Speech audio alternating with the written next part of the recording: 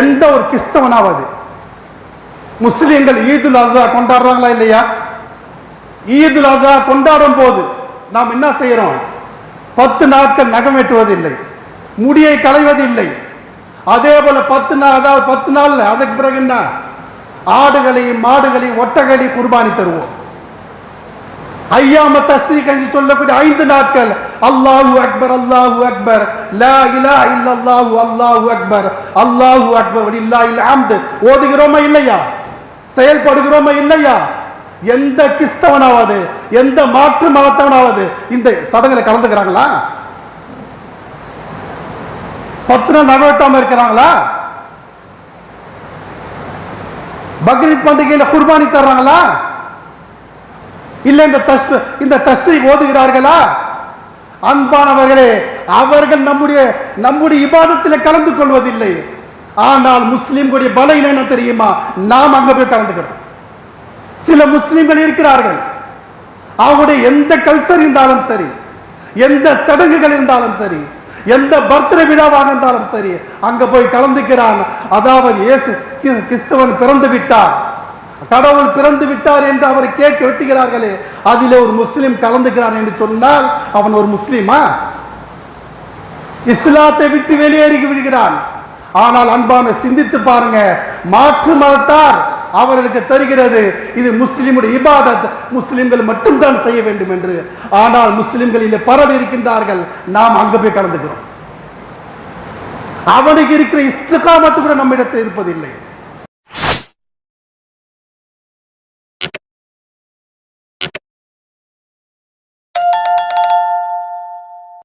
அஸ்ஸலாமு அலைக்கும் வரஹ்மத்துல்லாஹி வபரகாத்துஹு. அல்ஹம்துலில்லாஹி ரப்பில் ஆலமீன் வஸ்ஸலாத்து வஸ்ஸலாம் அலா ரசூலில் கரீம். அம்மா பாத். ஃபகத் قال الله تبارك وتعالى في القرآن المجيد والفرقان الحميد. فأعوذ بالله من الشيطان الرجيم. بسم الله الرحمن الرحيم. قل هو الله أحد الله الصمد لم يلد ولم يولد ولم يكن له كفوا أحد. صدق الله العظيم. قال رسول الله صلى الله عليه وسلم من تشبه بقوم فهو منهم. صدق رسول الله صلى الله عليه وسلم. அளவற்ற அருளானும் நிகரற்ற அன்புடையனுமாகிய எல்லாம் வல்ல அல்லாஹ்வுக்கே அனைத்து புகழும். சலாத்தும் சலாமும் எம்பெருமானார் ஸல்லல்லாஹு அலைஹி வஸல்லம் அவர்கள் மீதும் அவர்களின் குடும்பத்தார், சத்திய சஹாபாக்கள், தாபீன்கள், தபா தாபீன்கள், அனைத்து முஸ்லிம்களின் மீதும் குறிப்பாக நம் அனைவரின் மீது உண்டாகட்டுமாக. கண்ணியமிக்க அல்லாஹ்வின் நல்லடியார்களே, இந்த ஜும்மாவிலே பேசக்கூடிய தலைப்பு என்னவென்றால், ஒரு முஸ்லிமாக இருக்கக்கூடியவர்கள் மாற்று மத கலாச்சாரத்தை பின்பற்ற முடியுமா? மாற்று மதத்தார் பண்டிகைகள் கொண்டாடுகிறார்களே, அதற்கு வாழ்த்து செய்தி கூறலாமா? அவருடைய சடங்குகளிலே பங்கு கொள்ளலாமா என்பதை பற்றி இன்ஷா அல்லாஹ் சற்று தெளிவாக பார்ப்போம். அன்பானவர்களே, எந்த அளவுக்கு என்றால், டிசம்பர் 25ஆம் தேதி கிறிஸ்துமஸ் கொண்டாட்டம் நடைபெறுகிறது. இந்த கிறிஸ்துமஸ் விழாவிலே முஸ்லிம்கள் கலந்து கொள்வதோ அல்லது அவர்களுக்கு வாழ்த்து செய்தி கூறுவதோ இஸ்லாம் அனுமதிக்குதா என்று சொன்னால் இஸ்லாம் கடுமையாக தடை செய்கிறது. ஏன் என்றால், கிறிஸ்துமஸ் என்றால் அதனுடைய பொருள் என்ன? கடவுளுக்கு மகன் பிறந்து விட்டார், கடவுளுடைய மகன், கடவுளுடைய குமாரர் ஈசா இயேசு அவர்கள் என்று அவர்கள் சொல்கிறார்கள். அதிலே நாம் பங்கு கொண்டால் அதை ஆமோதிப்பதும் அதை ஏற்றுக்கொள்வதாக ஆகிவிடும் என்பதற்காகத்தான் இஸ்லாம் நம்மை தடை செய்கிறது. நம்முடைய கொள்கை என்ன?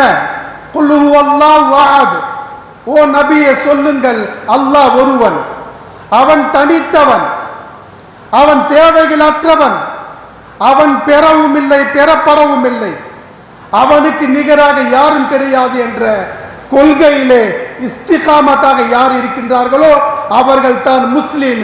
இல்லை என்று சொன்னால் முஸ்லிம் வட்டத்தில் இருந்து அவர் வெளியேறி விடுகிறார். எப்படிப்பட்ட விஷயம் பாருங்க. நாம் சர்வ சாதாரணமாக இதை நாம் பெரியதாக எடுத்துக்கொள்வதே இல்லை, ஆனால் மிகப்பெரிய ஒரு ஆபத்தான செய்திகள். இந்த விஷயத்திலே நாம் கண்டிப்பாக கவனத்தில் கொள்ள வேண்டும். அதே போன்று தன் அன்பானவர்களே, ஈசா அலைஹிஸ்ஸலாத்து வஸ்ஸலாம் அவர்களை பற்றி முஸ்லிம்களுக்கு உள்ள நம்பிக்கைகள் என்ன? இதை பற்றி திருமறை குர்ஆன் சொல்கிறது. ஈசா அலைஹிஸ்ஸலாத்து வஸ்ஸலாம் அவர்கள் இயேசு என்று சொல்கிறார்களே, அவர் யார் என்பதை திருமறை குர்ஆன் எப்படி பேசுகிறது என்றால், இயேசு என்பவர் அல்லாஹ்வுடைய தூதர், மல் மஸீஹ் இப்னு மரியம் இல்லா ரசூல். அல்லாஹ் குர்ஆன்ல சொல்றான், ஈசா நபி அவர் இருக்கிறார்களே அல்லாஹ்வுடைய அடியார், அல்லாஹ்வுடைய தூதர், அல்லாஹ்வுடைய நபி, அதுதானே தவிர மற்றதல்ல. இதைவிட கூடுதலாக நாம் யோசித்தால் நம்முடைய ஈமான் போய்விடும். அதேபோல் அன்பானவர்கள், திருமறை குர்ஆன் சொல்கிறது, இயேசு இருக்கிறாரே, ஈசா நபி அவர்கள் அல்லாஹ்வுடைய மகன் என்று அவர்கள் சொல்கிறார்கள். ஆனால் குர்ஆன் சொல்கின்றது, ذَلِكَ ஈசா இப்னு மரியம், மரியமுடைய மகன் தான் ஈசா அலைஹிஸ்ஸலாத்து வஸ்ஸலாம் அவர்கள். அவர் இப்னுல்லாஹ், அல்லாஹ்வுடைய மகன் அல்ல, அல்லாஹ்வுடைய மகன் அல்ல. அதேபோல குர்ஆன் பேசுகிறது. எந்த அளவுக்கு என்றால், ஈசா அலைஹிஸ்ஸலாத்து வஸ்ஸலாம் அவர்கள் தொட்டில் குழந்தையாக இருக்கும்போது, பச்சிலை குழந்தையாக இருக்கும்போது அவர் பேசினார். அவர் பேசிய முதல் வார்த்தை என்ன? கால இன்னி அப்துல்லாஹ், நான் அல்லாஹ்வுடைய அடியார், நான் அல்லாஹ்வுடைய அடியார் என்று தான் அவர் பேசிய முதல் வார்த்தை. அதே போல ஈசா அலைஹிஸ்ஸலாத்து வஸ்ஸலாம் அவர்கள் பல அற்புதங்களை காட்டி இருக்கிறார்கள். இது குர்ஆன் சொல்கிறது. மேலும் குர்ஆன் பேசுகிறது, ஈசா அலைஹிஸ்ஸலாத்து வஸ்ஸலாம் அவர்களை யாரும் கொல்லவில்லை, அவர் கொல்லப்படவும் இல்லை, அவர் சிலுவையில் அலையப்படவில்லை, அல்லாஹ் அவன் பால் உயர்த்தி விட்டான். சொல்றது யாருங்க? திருமறை குர்ஆன் பேசுகிறது. இதை விடுத்து ஈசா நபி அவர்களை பற்றி, இயேசு அவர்களை பற்றி நாம் அதிகமாக கற்பனை செய்து கொண்டால் நம்முடைய ஈமான் போய்விடும். எனவே அன்பானவர்களே, முஸ்லிம்களை இதில் நாம் கவனமாக எச்சரிக்கையாக இருக்க வேண்டும். அதே போன்று தன் அன்பானவர் மேலும் பாருங்க, எந்த அளவுக்கு என்று சொன்னால், ஒரு முஸ்லிம்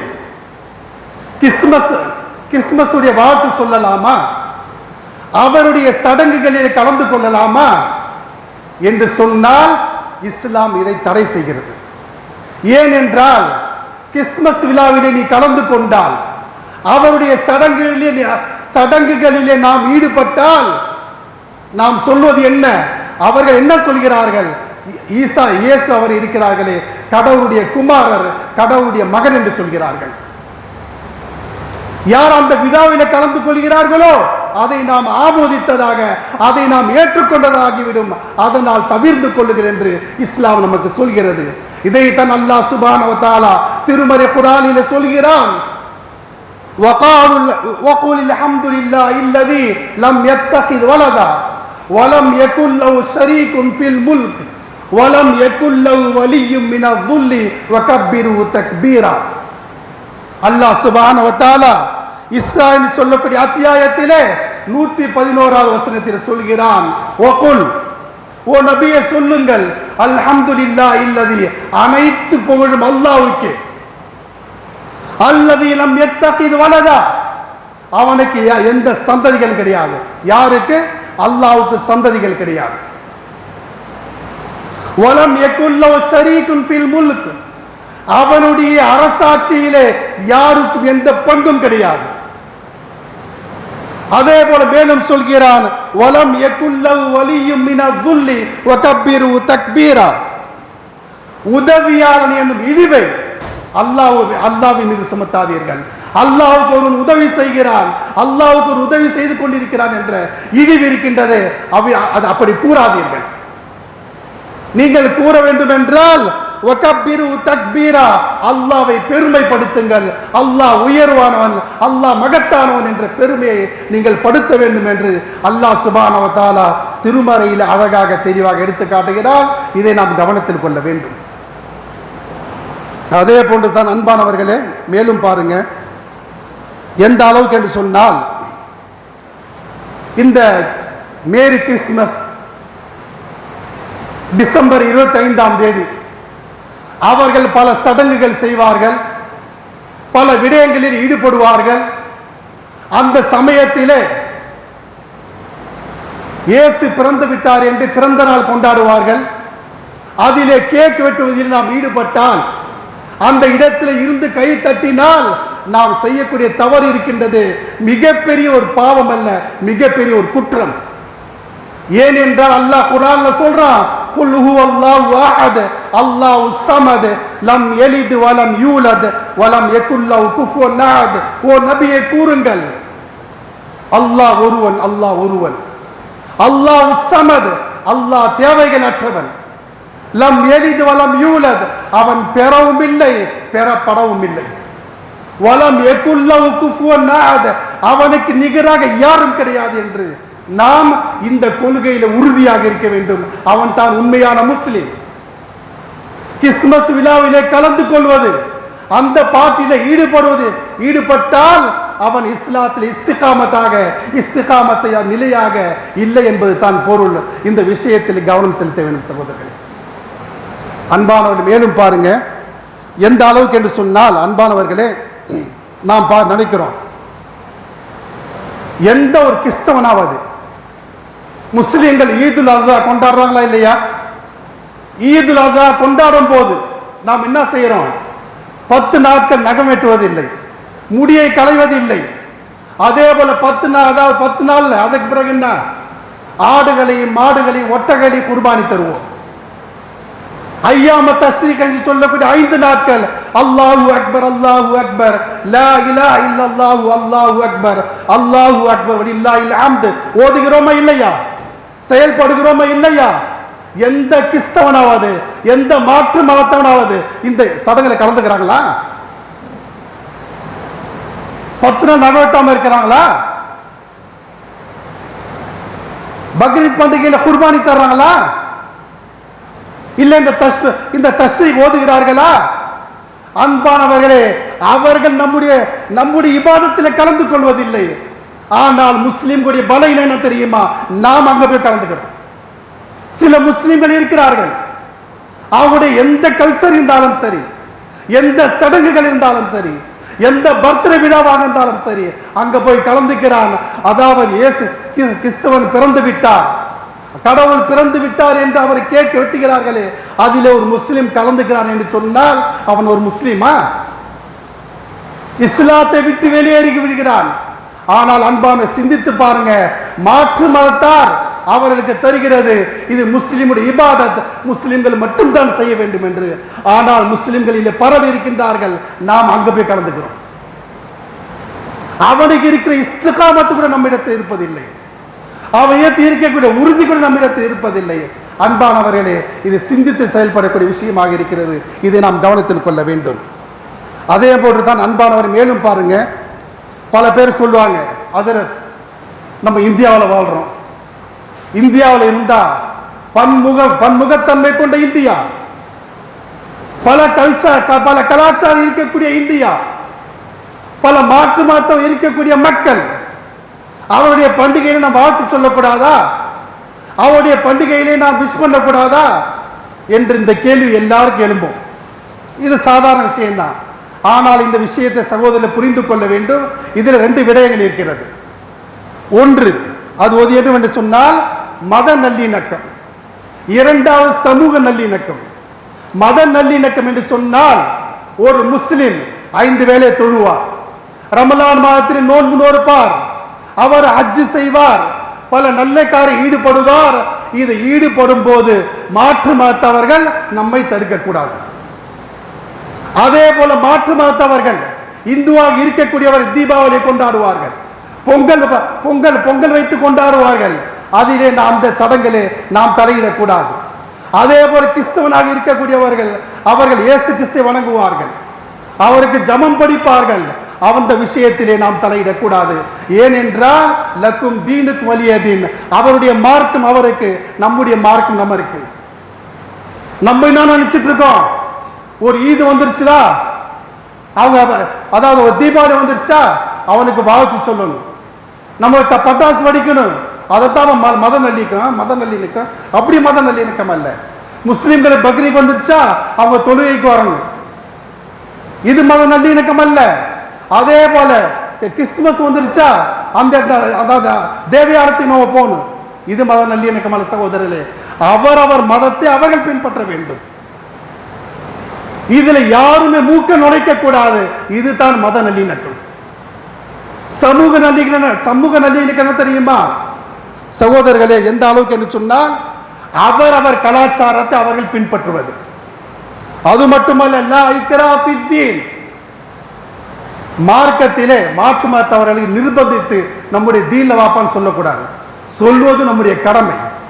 அதே போல மாற்று மதத்தவர்களிடம் நல்ல முறையில் நடந்து கொள்ள வேண்டும், அவரிடத்தில் கொடுக்கல் வாங்கல் பரஸ்பரம் நீதமாக நடந்து கொள்ள வேண்டும், அண்டை விட்டாருக்கு உதவி செய்ய வேண்டும்.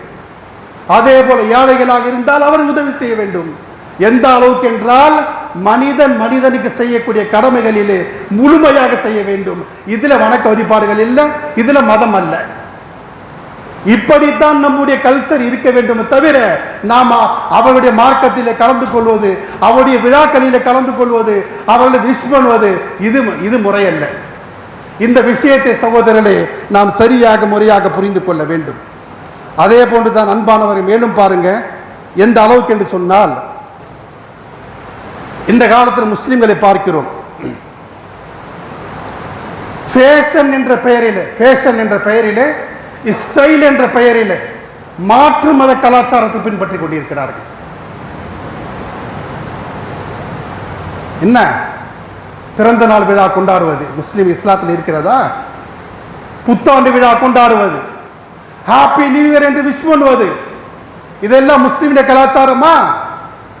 அன்பானவர் மேலும் எந்த அளவுக்கு என்று சொன்னால் மாற்று மதத்தவர்கள் பூஜை செய்து தன்னுடைய கைகளிலே சிகப்பு கயிறு கட்டிக் கொள்வார்கள், கருப்பு கயிறு கட்டிக் கொள்வார்கள், மஞ்சள் கயிறு கட்டிக் கொள்வார்கள், அவர்கள் பூஜை செய்து கட்டிக்கொள்வார்கள். ஆனால் ஒரு முஸ்லிம், சில முஸ்லிம்களை பார்க்கிறோம், அவனும் கயிறு கட்டுகிறான், கேட்டா சொல்றான் இது ஸ்டைல், இது ஃபேஷன்றான். எவ்வளவு ஒரு தவறான காரியம்! இதை சகோதரரை சிந்தித்து பார்க்க வேண்டும்.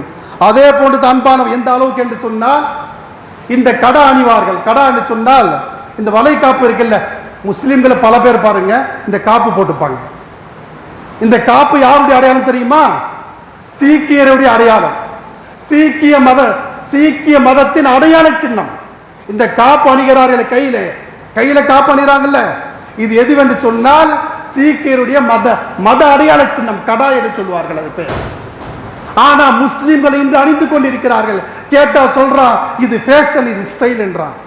மாற்று மதத்தை பின்பற்றுகிறான், கேட்டால் சொல்கிறான் ஸ்டைல் என்று. சகோதரி, ஸ்டைல் என்று சொன்னாலும் இஸ்லாமிய மதம் அதை தடை செய்கிறது. அதே போலதான் அன்பானவரை சில முஸ்லிம்களை பார்க்கிறோம், கிறிஸ்தவருடைய இந்த செயின் அணிவாங்க, இந்த சிலுவை இருக்குல்ல, சிலுவை செயின் அணிவாங்க. கேட்டா சொல்லுவாங்க இது ஸ்டைலுப்பா, ஃபேஷனுப்பா. சிந்தித்து பார்க்க வேண்டும். அவருடைய மத அடையாள சின்னம். ஒரு முஸ்லிம் ஸ்டைல் என்ற பெயரில் அணியலாமா? ஃபேஷன் என்ற பெயரில் அணியலாமா? எவ்வளவு பெரிய தவறு செய்கிறோம், சிந்தித்து பாருங்க சகோதரர்களே. அதே போன்று அன்பானவர்களே, இந்த காலத்தில் மிகப்பெரிய ஒரு ட்ரெண்ட். என்ன ட்ரெண்ட் தெரியுமா? தாடி வைப்பது. இந்துவும் தாடி வைக்கிறான், முஸ்லிம்களும் தாடி வைக்கிறாங்க, சீக்கியரும் தாடி வைக்கிறாங்க, மாற்று மதத்தவர்களும் தாடி வைக்கிறாங்களா இல்லையா? ஆனால் சகோதரர்களே, அவன் தாடி எந்த எண்ணத்தை வைக்கிறான் என்று சொன்னால் ஸ்டைலா வைக்கிறான். பிரெஞ்சு தாடின்றான், நிலா தாடின்றான், நிலா கட்டிங்கன்றான், நேர்கோட் கட்டிங்கன்றான், தாடியை பல விதத்தை வைக்கிறார் சகோதரர்களே. ஆனால் ஒரு முஸ்லீமாக இருக்கக்கூடியவன் தாடி எப்படி வைக்கணும் தெரியுமா? அல்லாஹ்வுடைய தூதர் முஹம்மது ஸல்லல்லாஹு அலைஹி வஸல்லம் அவர்கள் எப்படி சொன்னார்களோ, எப்படி வைத்து காட்டினார்களோ, அது போன்று யார் தாடி வைக்கின்றார்களோ அதுதான் சுன்னத். இல்லை என்று சொன்னால் உன்னுடைய நியத் மாறிவிட்டால் அது பாவமாக மாறிவிடுகிறது. அன்பானவர்கள், அது மட்டுமல்ல, இந்த தாடி இருக்கின்றதே 1,24,000 நபிமார்களுடைய சுன்னத். இந்த தாடி இருக்கின்றதே ஆலிம்கள் ஆபீஸ்கள் மட்டும் வைக்குமல்ல, அனைத்து முஸ்லிம்கள் மீது கடமையாக இருக்கிறது, அனைத்து முஸ்லிம்கள் மீது அவசியமாக இருக்கிறது. அன்பானவர்களை, எந்த அளவுக்கு என்று சொன்னால், நாம் இறந்து விட்டால் அனைத்தையும் கழித்து விடுவார்கள். நம்ம கூட வரக்கூடிய ஒரே விஷயம் தெரியுமா? தாடி மட்டும்தான். இப்படிப்பட்ட தாடியை ஃபேஷன் என்ற முறையில், இஸ்ஸைல் என்ற முறையில் வைத்தால் சகோதரில் அது பாவம், அது தவறு, குற்றம். இத்தாத்தே ரசூல், என்னுடைய அல்லாஹ்வுடைய தூதர் முஹம்மது ஸல்லல்லாஹு அலைஹி வஸல்லம் சுன்னத் என்று வைத்தால் அது நன்மையாக, மிகப்பெரிய ஒரு நன்மையாக மாறிவிடுகிறது. இந்த விஷயத்தை முஸ்லிம்கள் கவனத்தில் கொள்ள வேண்டும். அதே போல் அன்பானவர், எந்த அளவுக்கு என்று சொன்னால், அல்லாஹ் குர்ஆன்ல சொல்றான், இன்னல்லாஹ லா யக்ஃபிரு அன் யுஷ்ரக பிஹி வயஃபிரு மா தூன ذلك லிமன் யஷா. எந்த அளவுக்குன்னா, ஒரு மனிதர் பாவம் செய்யும் அல்ல, பாவம் இருக்கு இல்லையா, உலகத்தில் எவ்வளோ பெரிய பாவங்கள் இருந்தாலும் சரி, எவ்வளோ பெரிய தவறுகள் இருந்தாலும் சரி, எவ்வளோ பெரிய குற்றங்கள் இருந்தாலும் சரி, அல்லாஹ் ஒரு நாள் அல்ல ஒரு நாள் மன்னிப்பான். அல்லாஹ் என்ன செய்வான்? ஒரு நாள் அல்ல ஒரு நாள் மன்னிப்பான். ஆனால் இந்த ஷிர்க், இந்த குஃபுர் இருக்கின்றது, அல்லாஹ் ஒருபோதும் மன்னிக்க மாட்டான். மற்ற எந்த பாவங்கள் இருந்தாலும் அல்லாஹ் நாடியவருக்கு மன்னிப்பான், ஒரு நாள் இல்ல மற்ற நாள் மன்னிப்பான். ஆனால் ஷிர்க் குஃப்ர் இருக்கிறது, அது மன்னிக்கவே மாட்டான் சகோதரர்களே. எனவே இந்த விஷயத்திலே நாம் கவனம் செலுத்த வேண்டும், விழிப்புணர்வு இருக்க வேண்டும். மேலும் பாருங்க, எந்த அளவுக்கு என்று சொன்னால், அன்பானவர்களே, அல்லாஹ்வின் தூதர் சொல்றாங்க, ஒரு சமயத்தில் சஹாபாக்களை பார்த்து சொல்றாங்க, சோனத்துடைய ஹசானாவை பற்றி நான் உங்களுக்கு சொல்லட்டுமா? சோனத்துடைய புதையல் நீங்க அடைய வேண்டுமா? சஹாபாக்கள் கேட்க, அல்லாஹ்வின் தூதரை சொல்லுங்க. அது என்ன தெரியுமா? லா ஹவுல வலா குவத இல்லா பில்லாஹில் அலியில் ஆதீம். இந்த வாசகம் இருக்குல்ல, அல்லாஹ்வுடைய தூதர் சொல்றாங்க, சோனத்துடைய புதையல்களிலே ஒரு புதையல் நீங்கள் பார்க்க வேண்டுமா? சோனத்துடைய ஹசானாவை நீங்க பார்க்க வேண்டுமா? சோனத்துடைய கருவூலத்து ஒரு கருவூலம் நீங்கள் அடைய வேண்டுமா என்று சொன்னால் இந்த திக்ரை அதிகமாக ஓதுங்கள். அந்த திக்ர் என்ன?